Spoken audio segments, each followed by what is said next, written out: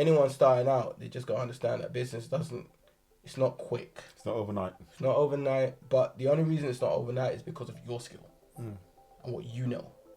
Because when you don't know something, knowledge at the moment is power. And knowledge will make you more money. Big thing about business is networking. It's who you know. Yeah, one thing I can definitely say, over the 5 years of what I've been doing, I built up such a strong network now of net worth. And when I make a phone call, this phone call is to someone who is currently running their industry in their space. If you're doing the networking, first thing is know who you are. Just know exactly who you are. Yeah, and move in that way only. Don't move any other. Don't try and be like anyone else. Don't do that. Because once you get into these networking situations, that person needs to see you, not a clone of someone else. Okay. Yeah, that's the first thing I would suggest. The next thing I suggest is ignore all the stereotypes. Ignore what everybody says about you, about your people. Ignore it. Ignore it. Because those are rumors. They're all hypothetical. Walk to the people and talk to the people. Like, I work with my community very much because I don't believe the stereotypes, because I know what I'm like. I know I'm fun, bubbly, I'm not going to hurt no one. And I know other people are. But then there are everyone in the NC in the world who is like, okay, but don't work with this person because you never know. And that's one of the issues. So ignore the stereotypes.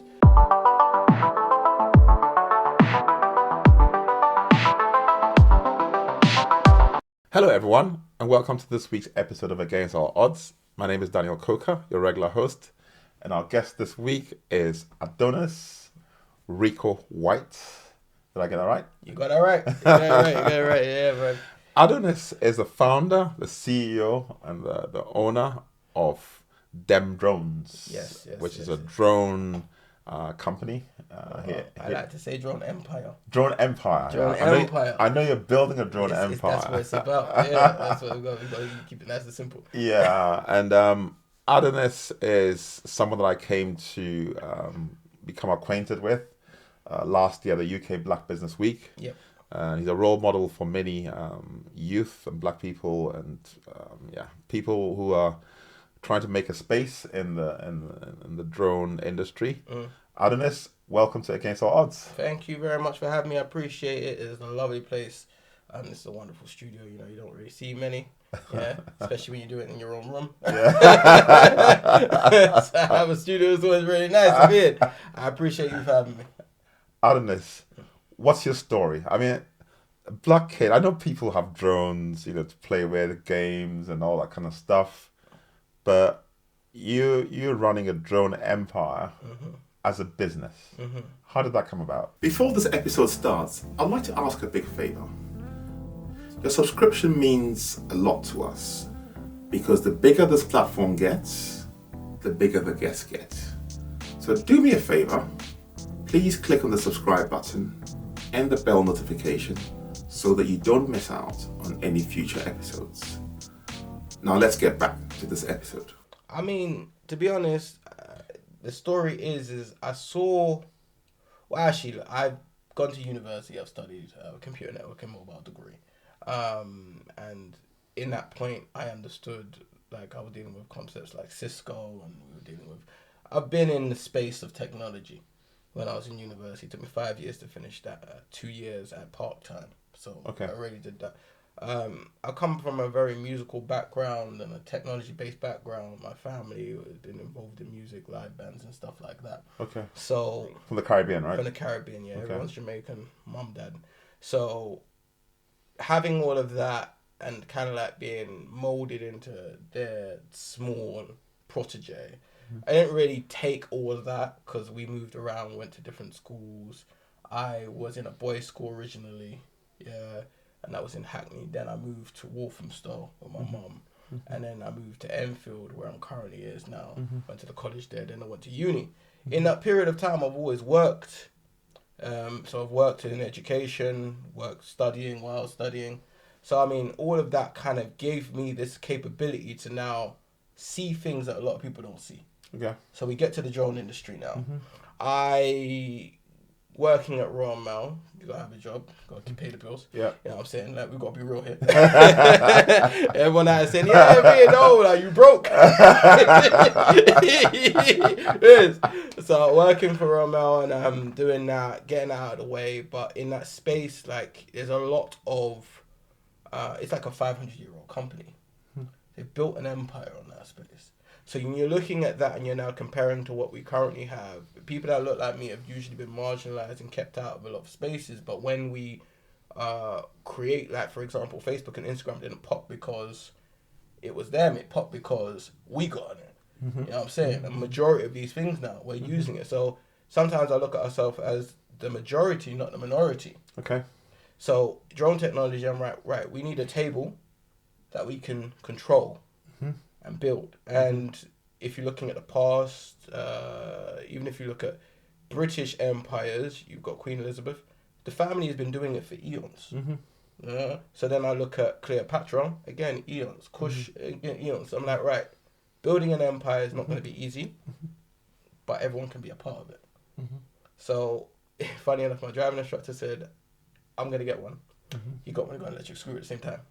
He's going around an electric screw. I ain't got the drill. And I'm thinking, I can do better than him. I can. I will. But because I've studied and whatnot, I said, okay, what is the licensing, the rules? Because there's licensing, the rules and everything. If you want to be into pharmaceuticals, really what you need to do is get your license first before you can actually sell any of these products. So I said, what's the licensing process? What's that? I found out there's a big licensing program. There's a lot of time. It's evolved since I've been in it. I've been in it for like 5 years now, where now it's getting to the point where things are becoming very streamlined. Okay. Yeah. And that's just the flying and the qualification side. I've made sure I get myself fully qualified for the main purpose that individuals that look like me know that is the top. Okay. Yeah, that is the NBA. That is that's Premier League. By doing that now, I understand we follow suit as individuals and as people. If we see someone at the top, we're like, oh, I want to be the best rapper. I want to be the best singer. Yeah, we're not like, oh, I don't mind being like the assistant to the best rapper, the assistant to the best singer. Yeah. So if I'm thinking, okay, if that's the case, then I need to ensure I'm at the top and I create a table where we can all be at the top. And when I say create, I'm very much create. And I join other people's tables. Because by joining another table, like, if I come into someone else's house, I've got to take off my shoes. You know what I'm saying? That's mentality. Yeah, so when someone walks into my empire, as long as they take off their shoes, we're good. Yeah, everyone's the same. So that's kind of where it is. And, you know, you saw me at the UK Black Business Show if you got a chance to see it. I haven't actually released that video yet on YouTube. Okay. Yeah, you know, you build an empire, YouTube, Instagram, social media, PR. It just keeps going and going and going. Yeah, that's kind of where it started. Okay. And basically, you know, you said obviously to become a qualified drone pilot, you have to go through some qualifications and all that. What has that process been like for you in terms of, is it a practical thing? Do you have to write exams, like theory exams, or is it a combination of both? And how does it work? I mean, I've never met anyone who's, I've had people on the show who are, you know, professional, whatever, you know, marketers, bankers, whatever it is. I've never had someone who's like a drone pilot. I don't know what that entails, you know, to become a qualified drone pilot. Well, there is testing. Okay. There is theory. There is a practical test. Okay. There is renewing of licenses. Okay. So we have all of the regulated things. This is connected directly to the Civil Air Authority. Civil Air Authority deals with all of the planes in the world. Well, in the UK. There's each one's for different countries. Okay. So they decided to pick it up in 2002. They said, right, we want to regulate this because we see how powerful this technology is going to be and what it's going to do to the future. And by doing that, they were like, all right, cool. We're going to now write a piece of information into the ANO. So the ANO is an air navigation order. That is what everything in the air needs to follow. It's the rules of the air, which has been created. You've got rules of the air, rules of the sea, rules of land, rules of the air. At that point in time, they were like, okay, cool. We think drone technology, because you already have to think about it. Helicopters, without a pilot, technically are drones. Okay. Yeah, so they're like, well, they're going to get that big. Okay. We already see it. The militaries are using it. The MAA, that's the military area for it. They're already using certain things. That we need to now put this so that people can do it commercially. So there are different qualifications. You've got the first one, and I tell everyone there's like 500,000 people in the UK so far that have signed up to the theoretical test on the CAA website. Okay. Yeah, once you've completed that 40, I think it's 40 answers, and you need to get roughly about 40 answers. You then get your operation ID and a flight ID. So with kids, you can do this test, but you can't get an operation ID until you're 18. Okay. Yeah, so it's a bit like a driving license. Okay. Yeah, so you can have your theory at 13 or younger, and then work with your parent until you get to 18, where you can then take it over. So I did mentor some young people in Manchester. Their mum came to me on LinkedIn, funny enough, and was like, okay, I want you to support them if you can. In any way you can. I said, of course, I'll do my best. So they started at 13, 14 when they were in secondary school. Now we did a Instagram live with both of them, 17 and 18. One's almost fully qualified. Done his A2, done his GVC, gonna get his OA. Yeah, and his brother is right next to him, on his heels. Yeah, I mean, their story is they didn't want to work together, but then the mum was like, no, you got to come together as a team. Yeah, and when I found out about it, I was like, no, you got to come together as a team. Like, and now they're in Manchester just doing amazing things. Okay. So a lot of mentoring. Also, the things that don't come with all of this is the reason why I built the empire. When I started and I did my qualifications, I started in 2018 studying, was able to pay for it in 2020. COVID happened. So I'm indoors. I didn't get to go anywhere. I didn't get to do anything. I'm literally just training and doing it all indoors. All of it is online. Simulation. No simulations. It's literally just online theoretical information. We learn about nautical miles. We learn about air charts. We learn about a range of different things related to the air. How planes take off, where they take off, how the drones work themselves, but also how helicopters work. We get a range of information, so it's important that we do that. So that just gives us a understanding of the air, because they still treat us like people of the air. And then you put an unmanned vector into it now, visual line of sight and stuff like that. So there are 3 stages of qualification. The A2 converts you from, which is the basic one, which is operating ID and flyer ID, into a specific category. Okay. So you've got an open category, which lets everybody fly under 400 feet, under 200 grams, 250 grams. And then you get the specific category, which increases the amount of weight you can put in the air. Okay. Yeah, it increases the rate, also allows you to fly closer to both people. Right now, I had another Instagram live with a gentleman called Dronehologist. I call him the A2 King. A2 is the first non-specific qualification you get. You have the 2 kg drones. At that point in time, you can be on sites, building sites, movies, whatever the case is, doing what you can do with your thing. Then you go up to the GVC, which gives you more access into the world of professionalism.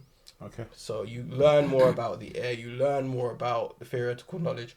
You do your theory test, you do a physical test in the GVC era, which then gives you the access to what I have, and I've had for a couple of years now, which is the operation authority. This gives you the ability to generate operations under anywhere in the UK, up to 500 meters.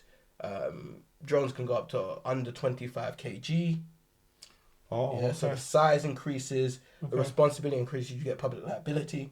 Insurance, okay. Yeah, insurance. So all of this comes under that. And you just now have the ability to kind of like run a whole team. So the swarm operations that we've seen, or you guys might see as the drone light shows in like New Year's Day and stuff. Yeah. Those I can now authorize to do. 1,000 drones in the air at once. All under my control. Wow. Yeah. And it ranges from that, even goes further than that as well. Beyond visual line of sight is something which everyone's talking about now, having things fly in the city to deliver medical supplies and other stuff like that. A lot of people want to do commercial deliveries and stuff like that. I can get myself to that point if I want to. So it's now, okay, it's just a skip and a jump for me. Yeah.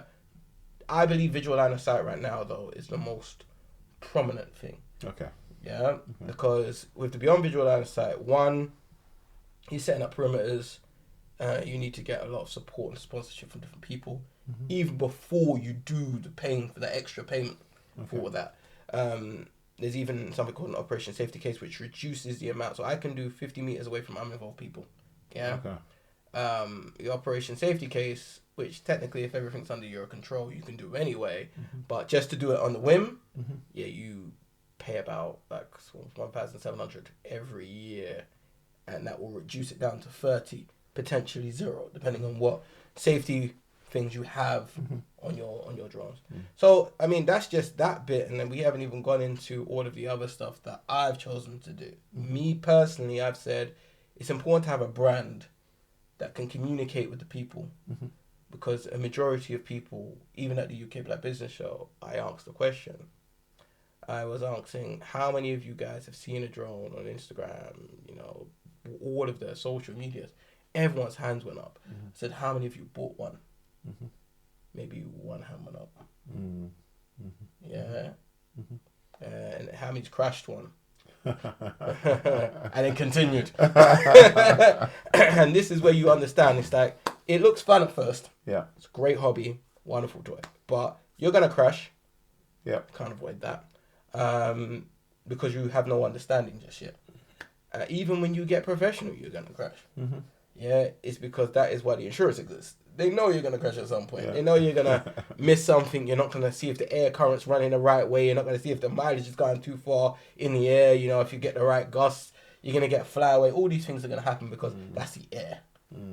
Yeah. So really, it's like, okay, I understand that people that look like me get technology and they don't own it.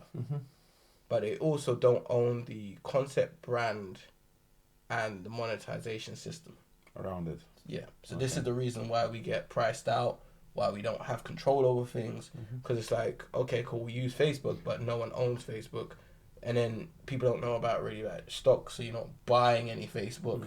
Where now you have ownership in the company, you know, public offering. So it's like, if you don't really understand, a lot of people, like, you go shop at Sainsbury's, but you don't own no Sainsbury's stock. You know what I'm saying? So, yeah. So it's like, and even with the inflation thing that we're talking about, really, inflation is only going to affect people that don't understand how to invest in something. That's how it's going to affect them. Because if you understand, okay, cool, inflation goes up, well, so does the stock. Yeah. Okay, cool. So, Adonis, coming to the business side of things, because it's one thing being a qualified drone pilot and having all these dreams of, you know, building a structure around it. There's a business side to it, which is the commercialization, pricing, as you're talking about. Obviously, as a new entrant into any business or any industry, you know, you're trying to undercut competition because you want to be given a piece of the action. You know, so sometimes we get our pricing wrong. And I've gotten to the stage in this podcast where I'm talking to sponsors. Yeah, of course. You know, and sometimes you undersell your value because it's like, oh, I'm not quite there. I'm not playing with the big boys yet. You know, so how do you navigate all these realities? You know, for somebody who's watching who might be thinking of going into a venture. I mean, let's say you've gone into the drone business, but I'm just thinking across the board. You know, because there's certain lessons that are kind of relevant, you know. How have you navigated that landscape in terms of the commercialization of what you're doing with Demdrones? Well, the first thing, which I've explained, is getting the qualification allows you to kind of control the rate of monetization. Okay. Yeah. So that's the reason why I say get qualified. Because you can be a young individual videographer, get your drone, go do some flying, get that. That piece of content hasn't been supported by public liability. Hasn't been supported by any licensing. Yeah. So really, to answer your question, because I've done music videos. You get about £300 for a music video, a good one. Okay. Sometimes you can get $5,000, depending on the piece of equipment you have for a good one. But you don't own any of the footage once you sign it away, because a lot of people will sign it away by contracts. If you don't sign anything, then you do own the content. Okay. Yeah, as long as you do not write away then you own the content. Okay. So to monetize, really, it's like I had to look at business industries already running.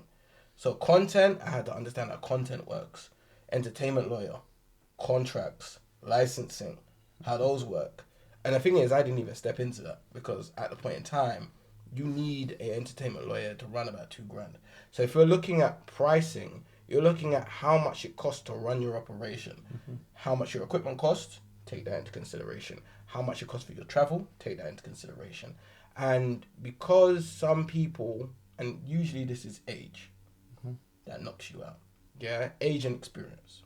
So even with yourself now, if a sponsor talks to you, the first thing you do is you take a sponsor. Whatever the price is at that time, your job is not to worry about the price. Your job is to worry about the system and the communications and what you need.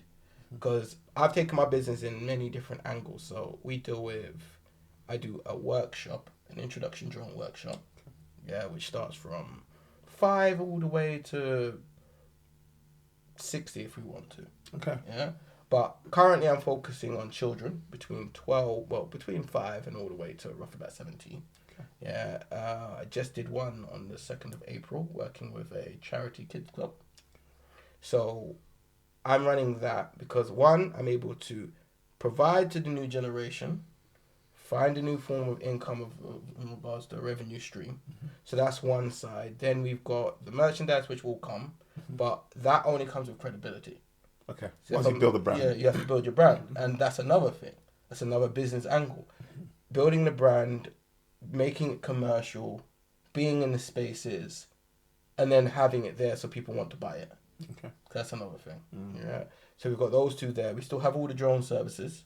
Yeah, we're providing mapping, surveying. And sometimes if you haven't got a skill, for example, if you haven't got mapping, find another pilot that's got mapping. Okay. And teach them your skill, collaborate. Because now you're both going to learn something and you both can increase your prices. Because you now got a new skill. It's broken down into agriculture, filming, mapping, surveying. We've got search and rescue, other things as well. Inspections is a big one. So I can access all of those. Okay. Yeah. So then there's some projects at the moment I can't fully mention just yet. Sure. Yeah, because they're currently in the works. And also talking to larger companies. Sometimes your client, because a lot of people get forced to go and focus on small clients. You just can't get this resident guy. But being able to approach a medium-sized business, a small business, or a large business is basically based on your packaging. So really you can learn. I've learned a lot from other industries because there's no pipeline in mine. So with an electrician, there's a pipeline.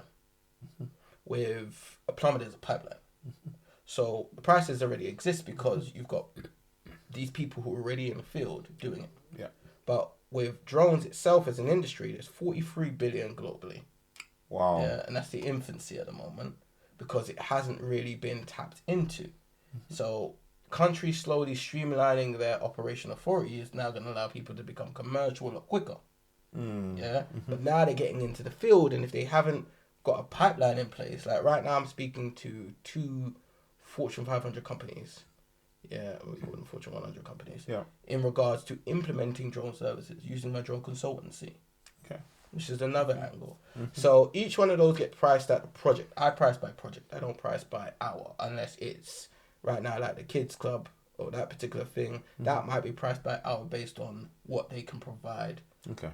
Yeah, and it's really making sure you put yourself in the terms of, for example, like if you want to work for a charity service provider. Okay. Yeah, and then you look at what other charity service providers do. Then you look at the intensity of what you provide. Then you look at your overall business costs. Okay. And then you price. And really, I like to price it depends on how you want to get paid. If you want to get paid by the week, then you price by the week. If you want to get paid by the month, you price by the month. You break that down 12, break it down 52, so that when it comes down to the tax year at the end, when you're running your business, you're now able to submit that in there to your accountant. I suggest an accountant. If you can get yourself a lawyer, cool.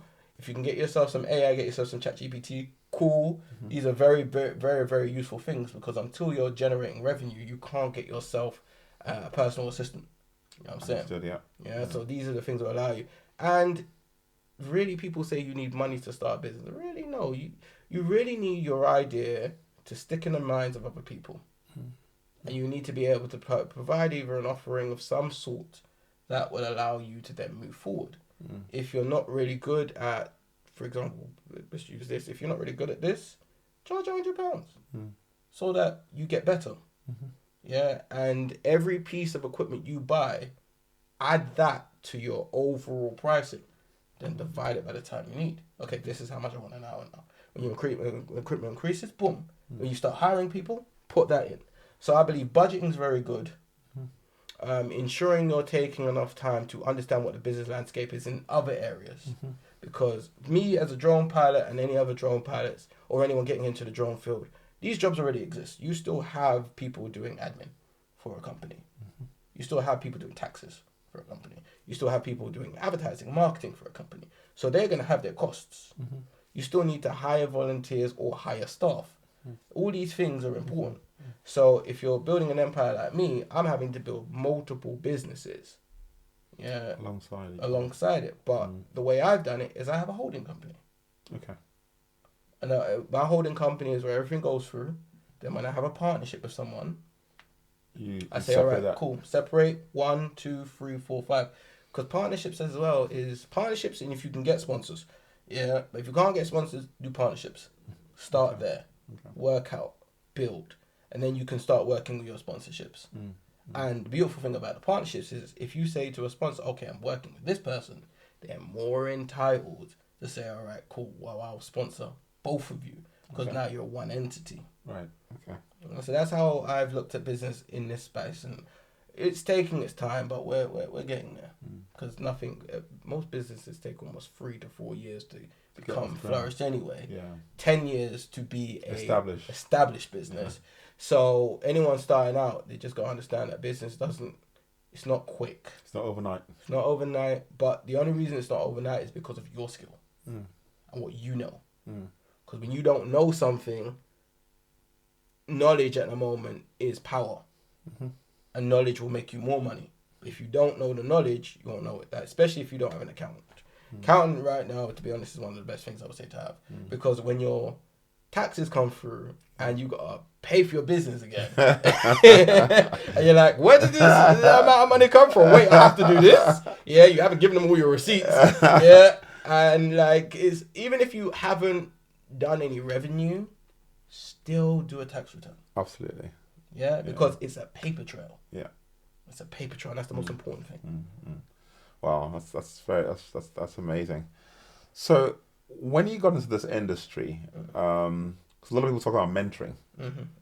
You know, did you see any people who looked like you? You know, that maybe you took you under their wing and showed you what to do, or did you have to kind of figure things out yourself? Right, so yeah, quick answer, no. No. When I say that I am. Like, it is. No, I've not had any mentor. To be honest, I've had to pull from other types of businesses to find mentors. And then that's like, how have they used what they've created as a tool to make money? Yeah. The first time I started, I worked with a director for Deuce Films and a producer who is also a reggae star, Certainly Brightly. These two gentlemen were my area of understanding how I can apply my skill to business. So I did a movie on Amazon Prime. Yeah. It's on there. Yes Man. There's currently movies going around London right now. 2 independent films I've done. Those are going in there as well. Also, there's one currently going through film festivals at the moment. So each one of these places, I took an understanding saying, okay, they need my ability. How do I help them and give them value with my ability? And I was like, all right, cool. So I'm qualified. I can fly anywhere I need to. They want a shot for this. What's my paperwork? Right, submit. Have that. Then you start going off and doing a freelance work. I did freelance for about a year in 2021. Worked for large festivals, over 3,000 people. Learned how that worked. But now you're understanding, okay, there's budgets that they have in place. If it's just you and you aren't a part of the budget, this is when there's no money for you. Yeah. I worked at schools. I've done workshops at schools. Those weren't paid. Yeah. but I'm understanding, okay, it might not be money now, but it'll be money later. Okay. Yeah? Because okay. a big thing about business is networking. It's who you know. Yeah, one thing I can definitely say, over the 5 years of what I've been doing, I built up such a strong network now of net worth.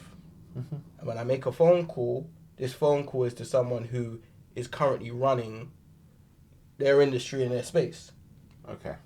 Yeah, so that, I believe that is a real cheat. I think every business owner is very impressed if you find the owner. Okay.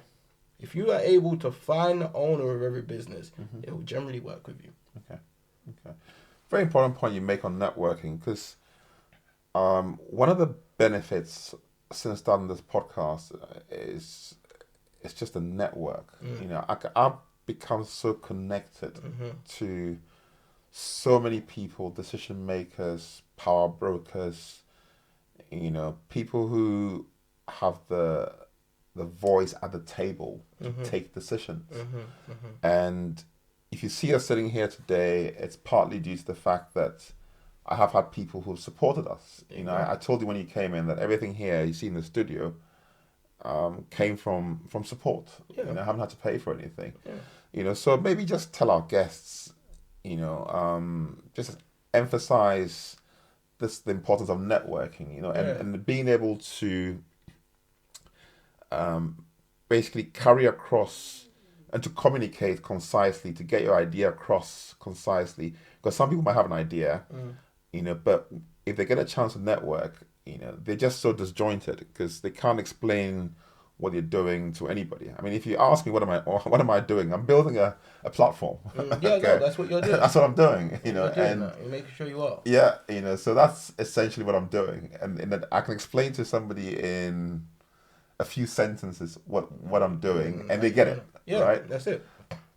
I think that in networking, one of the skills you need to hone is being able to express whatever you're doing concisely. Yeah, no, very quickly, concise. But then, so I'll give you an example of current network. So when I got into this space and I realized I was the only individual that looked like me, that I could be able to talk, first thing you do is you go out and try and find more of you. First thing. Okay. But then you also realize that there are a couple gatekeepers. Because I know some people that knew this person was around, but never told me until I got to a point where now I'm so influential that they have to tell you. Okay. Yeah. So I think if you're doing the networking, first thing is know who you are. You just know exactly who you are. Yeah. And move in that way only. Don't move any other. Don't try and be like anyone else. Don't do that. Because once you get into these networking situations, that person needs to see you, not a clone of someone else. Okay. Yeah, that's the first thing I would suggest. The next thing I suggest is ignore all the stereotypes. Ignore what everybody says about you, about your people. Ignore it. Ignore it. Because those are rumors. They're all hypothetical. Walk to the people and talk to the people. Like, I work with my community very much because I don't believe the stereotypes, because I know what I'm like. I know I'm fun, bubbly, I'm not going to hurt no one. And I know other people are. But then there are everyone in the entity in the world who is like, okay, well, don't work with this person because you never know. And that's one of the issues. So ignore the stereotypes. Be confident in yourself. If you have an opportunity to do public speaking, do it. Yeah? Your confidence will exude everywhere if you can do that. Yeah? Because now you're here and you need to make everyone understand who you are, feel comfortable with you, create a story. That now immediately opens your path to networking. I mean, this is not because of me. This is because you saw me in something. And then you heard about me. So you said, oh, I'm interested to see if I can speak to him. And then I'm open to say, of course, because at the end of the day, the more people I talk to, the bigger my network gets. Absolutely. Yeah. Fast forward 5 years now, we have a Instagram page for Black Drone Pilots. That is like I'm a part of an Instagram page for the Black Drone Pilots, which is a US company. And they've got like 600 Black Drone Pilots there. Okay. I've got a personal one on my business Instagram. That's got about 66 Black Drone Pilots.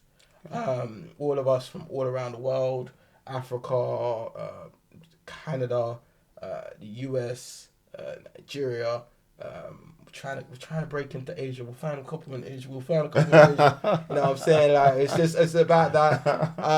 And I've made some partnerships with some of the individuals in those groups, official partnerships. I had one person I was able to invite down to the STEM fair that I did in 2nd of April with Mula Kids Club. She came. She's doing our genetic legacy. She's literally going around the world, with museums through support and whatnot, and mapping out all of the sites of transatlantic slave trade. Oh, okay. Really amazing stuff. Okay. But this is because I'm who I am. When I did the UK Black Business Show, and I came as authentic as possible, a lot of people like that. They appreciated that, you know, which is another thing I would always make sure. That's why I say be very authentic. Be yourself only, because that's the best thing you can be out of the world. There's nothing else you can be better than yourself. Love yourself, love your hair, love your skin, love everything about you. Yeah, and if you want to love yourself even more, train your body. Make your body apex. Because at that point in time, like, people don't know, but 80% of people will immediately come to you if you are in shape as an individual. 80% immediately.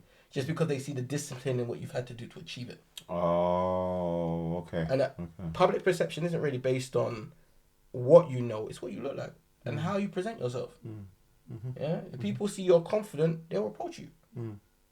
Yeah. So really, those are the kind of the things. And my network is growing slowly, and I've never seen, because I understand an empire has schools, has cinemas, has everything. Everything is a part of my network now. It has to be. But the main focus is my drones. Yeah, and what that drone can do to help or build out. Yeah, that's very helpful. I also know that you're quite keen on mentoring and helping the youth. Yeah. You know, because one of the things I know about drones is that they can become quite addictive. Oh, very. You know, and there's lots of inner city kids out there, you know, who might be getting involved in all kinds of things, but I see this as something that somebody could possibly even do as a side hustle initially. Yeah. You know, and it's a useful skill to have. Yeah.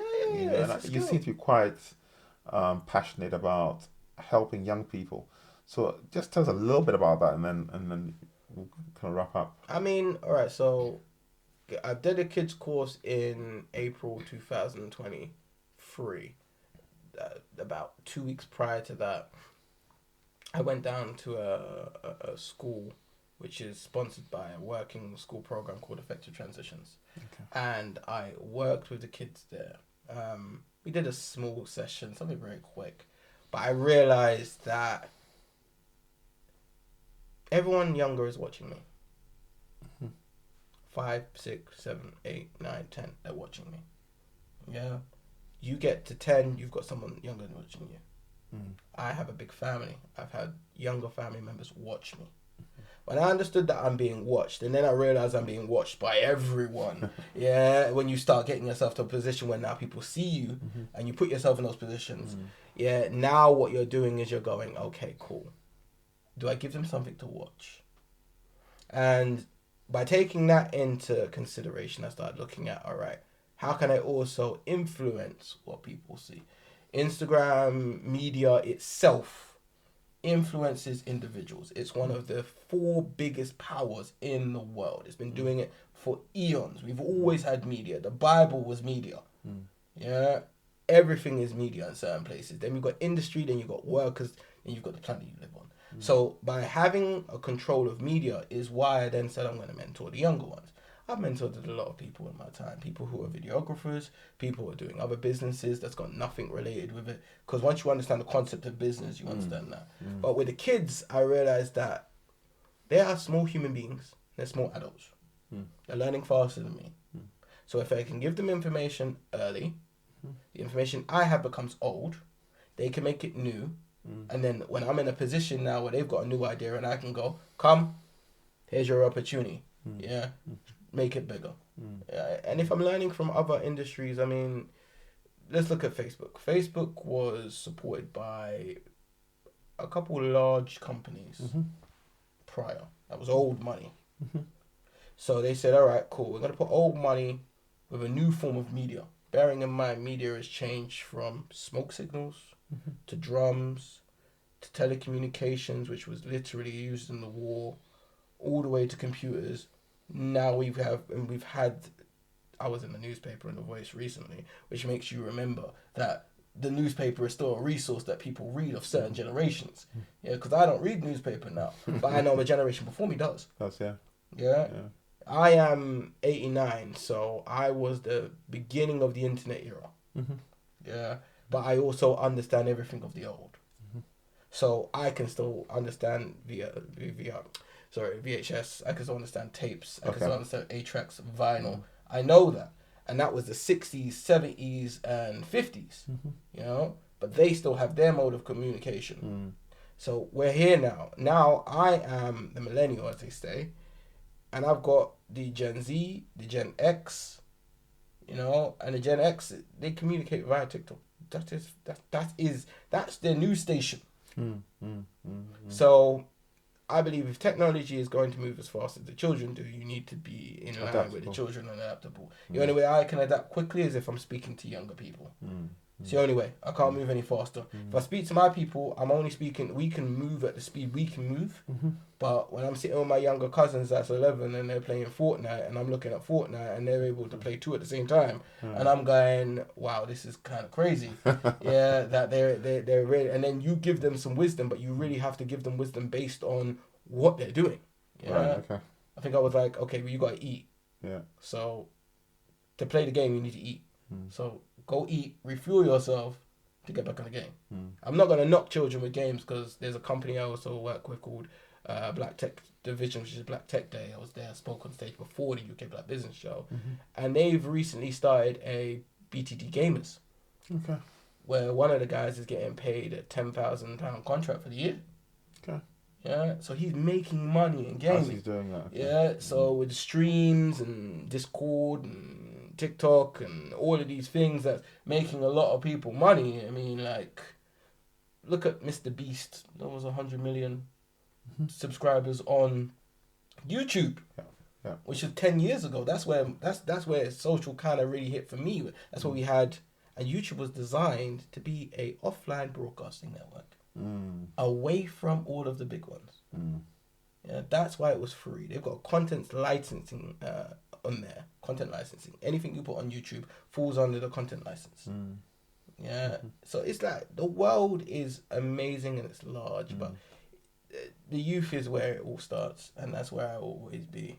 Okay. Wow. Thanks a lot for that. As we wrap up, I know you had a question for me, so I'll let you go. I do. I have a question to matter. Right. So, out of all of the interviews you've had so far, what has been the most influential question you've ever asked? I'll say that I tend to ask people what inspires them, because I tend to find that if I can get into their thinking about what makes them take the decisions that they do, then it helps, it helps the conversation. Because we're essentially products of our thinking. If you ask me one thing that I've learned ever since starting this podcast and talking to the many guests that I have done, is that the people who sit in the chair that you're sitting in do so and think in a certain way. They think in a way that ordinary people don't. They see possibilities where others see problems. They see risk. They see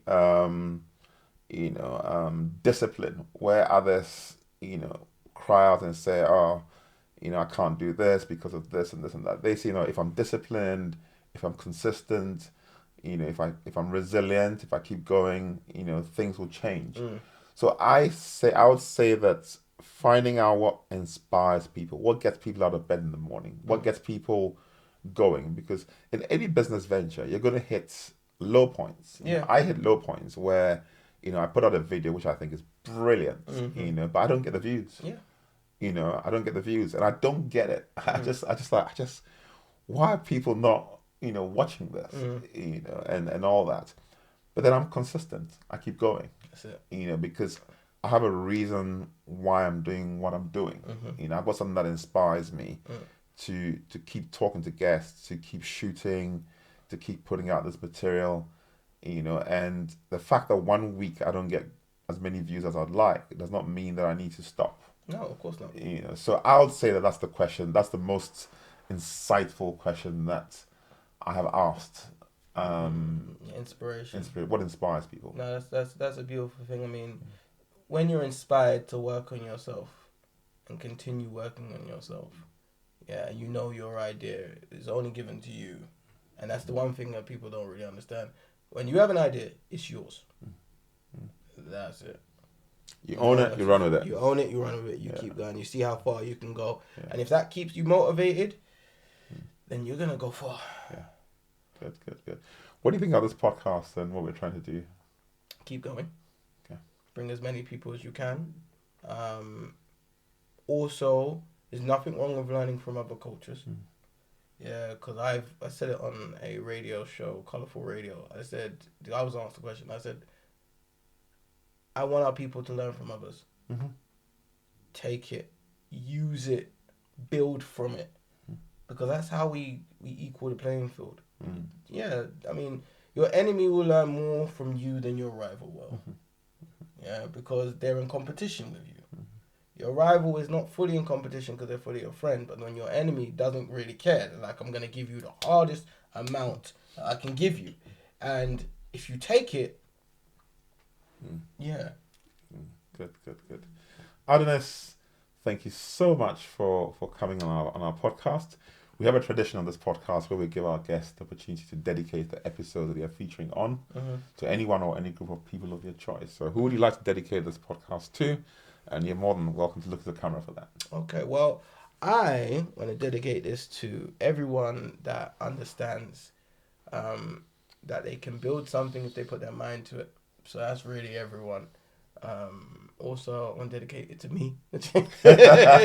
Me, myself, and I. Doing all this hard work. Yeah, I'm still here. No joking. But yeah, no, I think, just, dedicate it to that motivation that keeps you going forward and stay focused on it, because you'll get where you need to be. It may not look like exactly how you wanted it at first, but it will after a while. Get there. Well, thank you very much. I'd also like to dedicate this episode to Mr. Ketan Datani, who's one of our sponsors. So, Ketan, this is for you. Yeah. Adonis, on that note, thank you very much for your time. Appreciate it. Thank you for coming through. Yeah. It's my podcast, as you know. So I'm just here taking over.